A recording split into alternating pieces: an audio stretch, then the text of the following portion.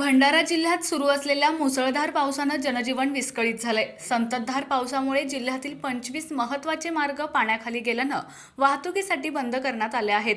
नद्या नाले दुथडी भरून वाहत असल्यानं अनेक गावांमध्ये पूरसदृश्य स्थिती निर्माण झाली आहे. या पावसामुळे अनेक सखल भागातील घरांमध्ये पाणी शिरलंय. यामुळे नागरिकांच्या जीवनावश्यक वस्तूंचं आणि साहित्याचं मोठं नुकसान झालंय.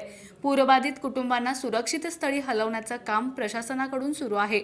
परिस्थितीचं गांभीर्य लक्षात घेऊन भंडारा जिल्हाधिकाऱ्यांनी जिल्ह्यातील सर्व शाळांना आज आणि उद्या अर्थात 8 आणि 9 जुलै रोजी 2 दिवसांची सुट्टी जाहीर केली आहे. पूरबाधित मंगल शेंडे यांनी परिस्थितीची माहिती दिली आहे. प्रशासनाने नागरिकांना सतर्क राहण्याचे आणि सुरक्षिततेची खबरदारी घेण्याचं आवाहन केलंय. माझे नाव मंगल शेंडे आहे.